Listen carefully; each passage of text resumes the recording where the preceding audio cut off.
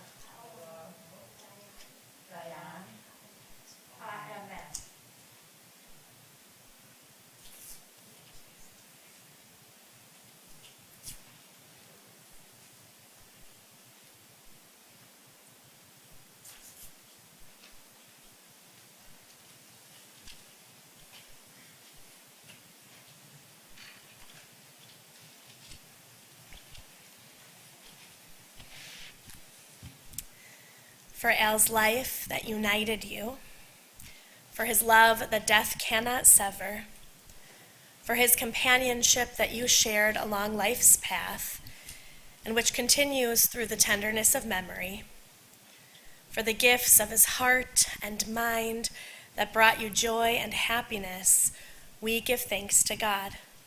For all these and more, we are grateful. And at the same time, in his anguish, Job cried out, Adonai natan va'Adonai lakach, Yehi Shem Adonai mevorach. God has given, God has taken away. Blessed be God's name. At this difficult time, we turn to our tradition, looking for words that might offer us some measure of comfort. We turn first to the psalmist. Esa einai el heharim me'ayin yavo Ezri. Ezri me'im Adonai, osei shamayim va'aretz. I turn my eyes to the mountains. From where will my help come? My help comes from Adonai, maker of heaven and earth. God will not let your foot give way. Your guardian will not slumber. See, the guardian of Israel neither slumbers nor sleeps. Adonai is your guardian. Adonai is your protection at your right hand. By day the sun will not strike you, nor the moon by night. Adonai will guard you from all harm. God will guard your life. Adonai will guard your going and coming, now and forever. For more generations that we can count in moments such as these, we've recited the words of Psalm 23. These words remind us that even in our darkest moments, none of us are ever alone. We'll recite the psalm first in Hebrew, and then you can read along with me the English translation found in your handout. Adonai ro'i lo echsar, bino deshe yarbitzeni al mei menuchot yenahaleni, nafshi yishovev, yancheni b'magle tzedek lema'an shemo, gam ki elech begates al mavet, lo ira ra, ki ata imadi. Shivtecha uminshantecha hema yenachamuni. Ta'aroch lefanai shulchan neged sorarai. Dishanta vashemen roshi. Kosira vaya. Ach tov v'chesed yirdefuni kol yemei chayai. V'shavti beveit Adonai la'orech yamim. Together. The Lord is my shepherd, I shall not want. He maketh me to lie down in green pastures. He leadeth me beside the still waters. He restoreth my soul. He leadeth me in the paths of righteousness for his name's sake. Yea, though I walk through the valley of the shadow of death, I will fear no evil, for thou art with me. Thy rod and thy staff, they comfort me. Thou preparest a table before me in the presence of mine enemies. Thou anointest my head with oil. My cup runneth over. Surely goodness and mercy shall follow me all the days of my life, and I will dwell in the house of the Lord forever.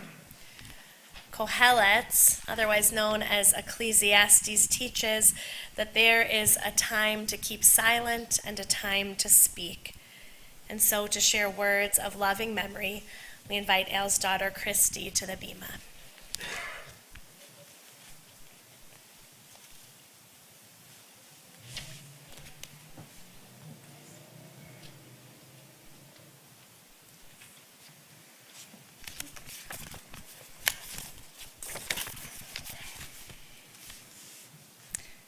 On behalf of my mother, Jane, my brother, Jason, my husband, Eric, and our daughters, Sarah and Emily, thank you for coming today to celebrate my father's life. He would be so proud and so moved by this day, and how much everyone here respected, enjoyed, and loved him. In fact, I can picture him tearing up with emotion, wherever he is, as he feels the love here today. And he would also be so grateful for the support that you have shown my mother, my brother, and me, as his family was truly the center of his world. Al Page was a man of many interests and hobbies, some of which he shared with his friends and family that are in the room here with us today. He was an amateur engineer with a talent for figuring out how things work and a knack for building models, a hobby he enjoyed with Jason when he was a child. He loved model trains and built an elaborate city, including buildings, trees, people, parks, and street signs. And it was a highlight of Jason's and my early birthday parties when he would set up the village and run the electric trains all through it. Much later, when I was an adult, the two of us went to the Museum of Science and Industry together and admired every detail of the massive model train exhibit there. He loved to travel, whether it was locally to frequent destinations like Door County and St. Joseph, Michigan, or around the world to Israel, Egypt, Europe, and even to China. He would always jump at the opportunity to explore the world, and he was fabulous and enjoyed planning those trips as well. He always enjoyed music. His favorite artist was Buddy Holly, and I remember hearing his records over and over again as a child, so that I actually still know his songs by heart today. And I remember renting the tape of the Buddy Holly story with Gary Busey and watching it with him in the basement of our house in Skokie. He enjoyed socializing, debating, and watching sports with his friends, many with whom we go back over 50 years. With Jason, he shared a lifelong love of cars, learning about them, shopping for them, owning them, and driving them. And he was a great driver and a great teacher. He taught Jason, me, and my mother to drive. And if asked, he would certainly say that Mom was by far the hardest student to teach. But he never gave up on her. And she can still drive today, so we're glad about that. I still like to tell the story of a trip that Mom, Dad, and I took to England in 2000 Dad rented an Alfa Romeo and drove it all around the country. It was, it was a stick shift car, and he drove it on the wrong side of the road with the steering wheel on the wrong side of the car, right, in the UK, shifting with his left hand, and drove us all around the roundabouts and all the crazy driving in England and didn't miss a beat.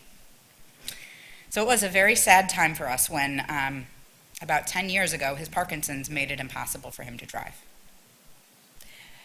Beyond his hobbies and personal interests, Dad's life was shaped by his deep belief and love for education. My father held an MBA and a PhD from Northwestern University, an accomplishment that he was very proud of. In fact, I still smile at memories of him using his title, Dr. Page, when he thought it would get us better service in hotels and restaurants and stores because doctors were important. For over 30 years, he taught marketing at the University of Illinois, Chicago. He loved to teach and probably impacted well over 1,000 lives in the classroom, including serving as a PhD advisor to several students that are carrying on his legacy in their own classrooms. He was named department head of the Department of Marketing and Management, and upon retirement was awarded emeritus status with the university. His specific area of research was new product development and innovation, on which he focused his energy for over 20 years. He didn't just teach the subject and conduct research.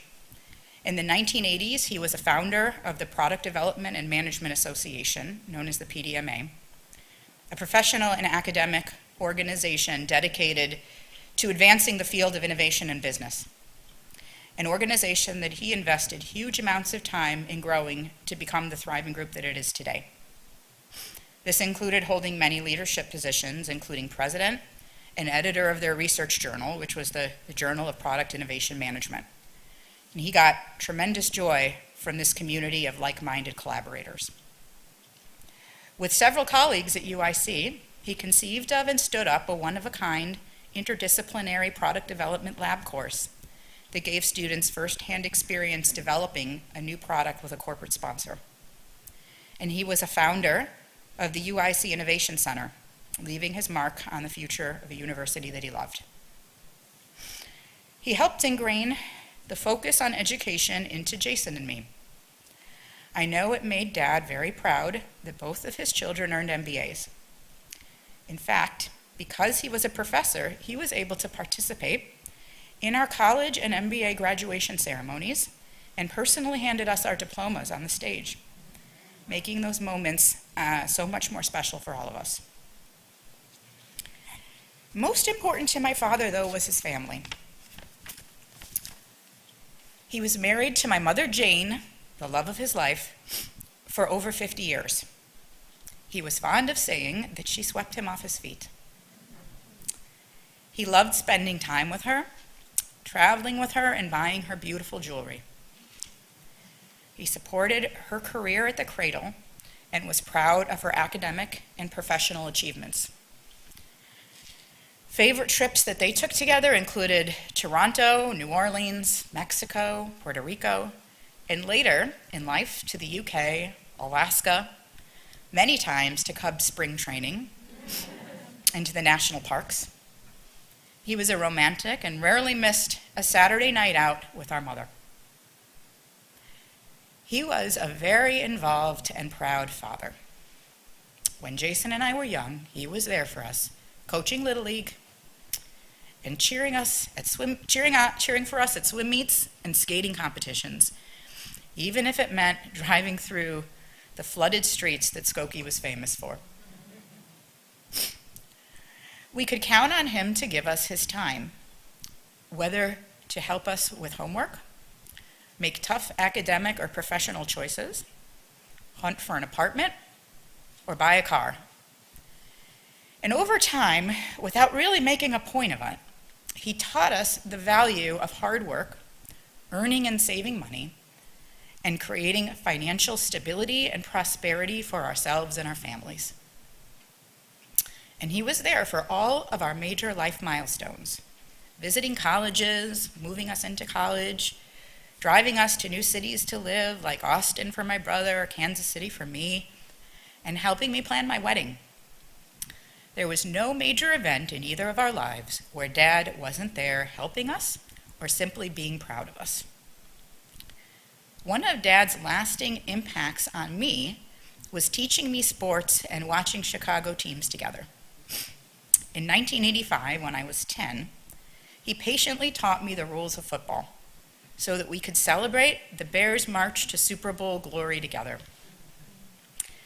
Before my family had cable, he and I would go to a bar in the 1990s to watch the Michael Jordan Bulls in the playoffs together, especially the games that weren't on broadcast TV.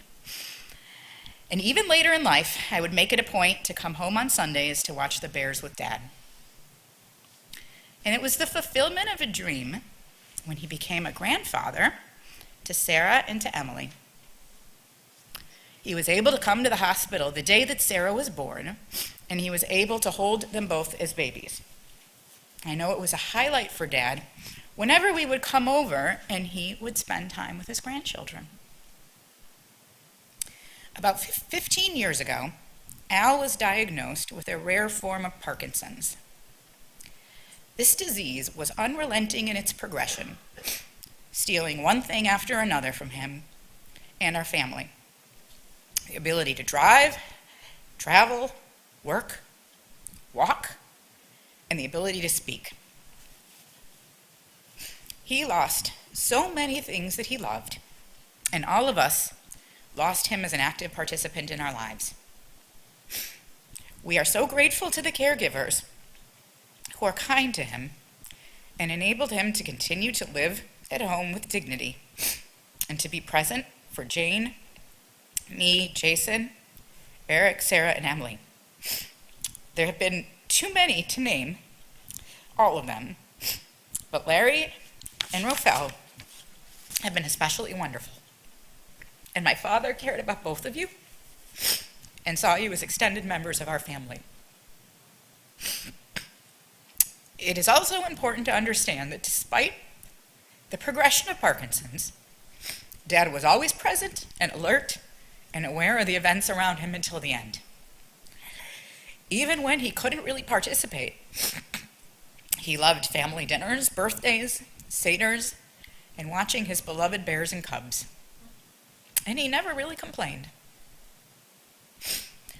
There's a lot more we could say about Al Page, but we have the rest of our lives in front of us to reminisce, to share what he taught us with our own children, and to remember the happy times we had with him.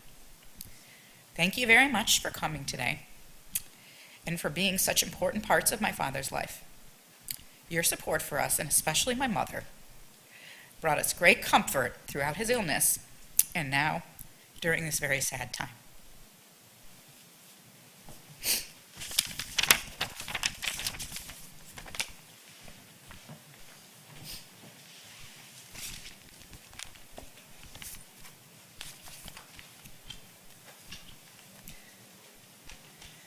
Christy, thank you for those truly beautiful words.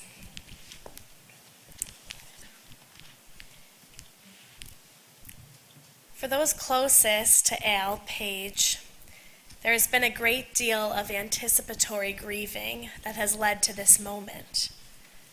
Al was dealt a cruel hand, as you know, with his illness, though judging by his attitude, you wouldn't have known it. Al wasn't a complainer, though he certainly would have been justified had he been one.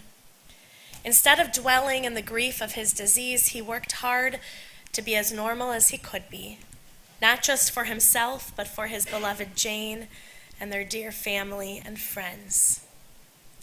10 years ago, when Jane and Al made the decision to welcome caregivers into their lives, Al embraced it. Not because he wanted to be in this stage of his life, and not because it was easy, but because he knew that it would help you, Jane, and enable you to continue living.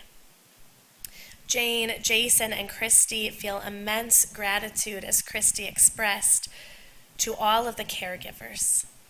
You, his caregivers, were more like dear friends or family than anything else. And I am so grateful that I was able to visit with Jane and Al in their home a number of months ago. Although at the time Al could barely communicate, what was clear was how loved and cared for he was by Jane. Jane, the devotion you showed to Al speaks volumes about the love and the marriage you two shared. And it speaks volumes about who you are as a human being. Until the very end, you made sure that Al was treated with the dignity and the respect that he deserved. And certainly it wasn't a one-way street. Throughout his life, Al was devoted to you, Jane, and to your children, Jason and Christy. He loved you, his family, with his whole heart. And that love expanded to include circles of your families and your many dear friends. Al grew up on the Upper East Side of Manhattan. He was the only child of Martha and Leslie Page. Martha was devoted and involved, and Leslie was a successful businessman who owned a factory. Al's parents wanted to give him every possible advantage. They sent him to camp, which he loved, and they even wanted to send him to boarding school, but Al wouldn't have it. He was wise beyond his years as he understood that his father was older and that he wouldn't have him physically present in this life forever. So Al resisted this privilege in order to spend more time with his dear parents. Jane and Al met when they were in college, when the two attended the sister schools Russell College and Rensselaer Polytech in New York. After college, they each pursued their graduate degrees, Jane at the University of Chicago and Al at Northwestern, as you've heard, for his MBA and PhD. After the two graduated, Al took a position at Case Western in Cleveland. After 7 years, the couple had a choice between returning to their East Coast roots or taking a job here in Chicago at UIC. They chose UIC, and the two built a beautiful life here in Chicago. They were grateful for the encouragement from Al's mother and from Jane's parents. Al spent his career as a faculty member at the College of Business Administration at UIC, where he taught business marketing. He enjoyed teaching, and his students enjoyed learning from him. The two moved to Skokie in 1978 and joined Temple Beth Israel a year later, thanks to a little nudge from Betsy Rodberg, Aleha Shalom. The rest, as they say, is history. Al loved this temple. He was always generous with his time and his resources here at TBI. Al served on the board and even as the treasurer of the congregation, which, as many of you know, is not an easy job. Over the past week, as members here have learned of Al's passing, people have been stopping in to tell me just how special Al was, how instrumental he was in securing this very building. He was smart, a hard worker, a caring member of the community, and an overall good guy. Though he hasn't been able to be physically present for some time now, his death has been felt deeply in our congregation. Besides his family, his teaching, and his volunteering at the temple, and his work, Al, as you've heard, was an avid hobbyist. He was a fan of first New York teams and then, of course, the Cubs and the Bears. He loved his model trains, and he had a lifelong passion for naval history and was especially invested in his model naval warship collection. Al was the commensurate collector, carefully organizing and cataloging each piece. And though many collectors are introverts of sorts, Al loved to go out and have a good time, to listen to good music and enjoy a good meal. He knew how much Jane likes Barbra Streisand, and as late as 5 or 6 years ago, Al took Jane to a Streisand concert at the United Center. It wasn't easy for him to navigate the venue at the time, but he did it, and it was really a great night. Even as his health declined and he became sicker and sicker, he still liked to go out and do things, and he remained very concerned for the well-being of his children and grandchildren. He tried to do as much as possible for them, And when he could no longer go out, Jane brought the family and their dear friends to their home for holidays, birthdays, and even a small gala viewing party for the TBI Gala last year. And most recently for a Passover Seder. It was important to Jane that Al maintain his connection with his family and friends and with his community. In his better years, Al was the itinerant traveler. Whether traveling as a family or as a couple, Jane and Al traveled the world and enjoyed learning all along the way. The last trip Jane and Al went on together was their 2011 trip to Israel with their cousins. That was the trip of a lifetime. And as you know, and as you've heard, more than anything else, Al was devoted to his family, to Jane, Jason, and Christy. Al was a sentimental guy. He loved to give gifts of jewelry, and there were times when he perhaps even got more joy out of giving the gifts than you did out of receiving them. He was hands-on, and he was handy. He would make things for both of the kids. When Christy was a child, he had given her a Bell Peanuts doll, and one day when Jason was gone, just for the day, Al and Christy spent the whole day making a bed for the doll. And Jason, for you, he sanded and made a desk that you can still remember. Jane, Jason, and Christy remember their husband and father as an emotional and affectionate guy. They remember how he gave great big hugs and would get choked up so easily. Christy remembers Al crying at college drop-off, and Jane remembers Al crying the entire way home. And Al bursted with pride for his children. He regretted that his own father died suddenly when Al was 15 years old, which was traumatic for him as a child. That left a mark and informed the kind of involved and engaged father he would become. Al was a good and attentive dad, a wonderful role model for both Jason and Christy. He taught you how to appreciate hard work, how to save your money, and create a legacy for those you love. He had a lot of good personal best practices that he did his best to impart to you. He was organized and kept good records. He took good care of his belongings, even tracking the mileage on his cars before those things were automated. He was good with study skills, and he taught you how to study when you were tweens. This served both of you very well. Al was as involved as one could be as a dad. He attended all of Jason's swim meets, and he coached Little League teams. He taught his kids how to ride their bikes, and then, with the same level of care, how to drive cars. He was at each and every one of the swim meets, as we've said, keeping track of the time for the relay splits.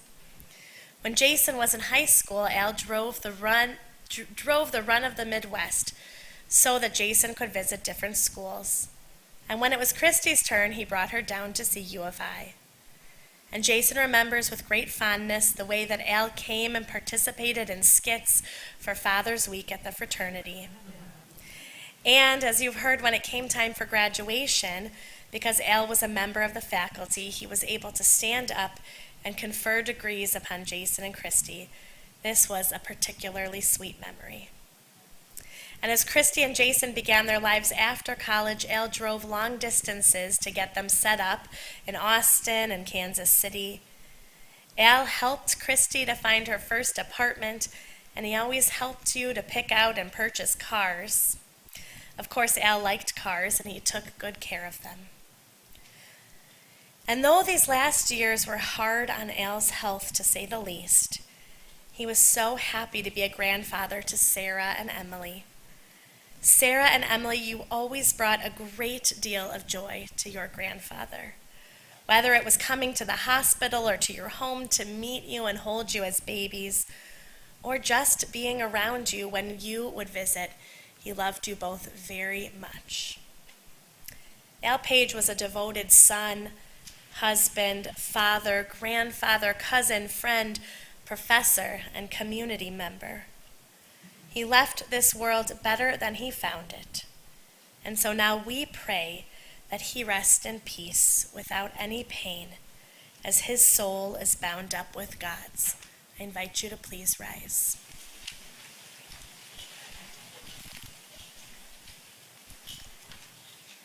El Male Rachamim, Shochein Bamromim, Hamatzei Menucha Nechona Tachat Kanfei Hashchina, Im Kedoshim Utehorim, Kizohar Harakia Mazhirim, Et Nishmat Yakirenu Shahalach La'olamo, Baal Harachamim Yastirehu Beseter Knafav La'olamim, V'yitzror B'yitzror HaChayim Et Nishmato, Adonai Hu Nachalato, V'yanuach B'shalom Al Mishkavo, V'nomar Amen. Compassionate God, eternal Spirit of the universe, grant perfect rest in your sheltering presence to Albert Page, who has entered eternity. O God of mercy, let him find refuge in the shadow of your wings, and let his soul be bound up in the bond of everlasting life. God is his inheritance. May he rest in peace, as together we say, Amen. Please be seated.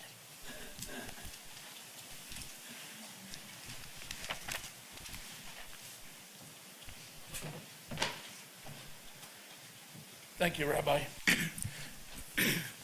This concludes the synagogue portion of our services. Burial will take place at Memorial Park Cemetery. If you're going to the cemetery with us, we ask that you bring your program with you. There'll be some prayers that'll be said at the gravesite. And also, as you leave, you'll, if you didn't grab a sticker and a flag already, the gentleman out in the parking lot will get you a flag and sticker and get you lined up. There'll be a Zoom Shiva held Wednesday evening, starting at 7 p.m. Please contact the Shoal, and they'll give you the web address for the Zoom on Wednesday at 7. The following gentlemen have been asked to serve as pallbearers. When I call your name, please come forward, and then you'll follow the casket in pairs. Joseph Broll, Barry Brusso, Rafael Inocencio, Eric Kaplan, Barry Lewison, Jason Page, and Richard Rotberg. Everyone else, please rise in silent prayer as we escort Albert from the sanctuary.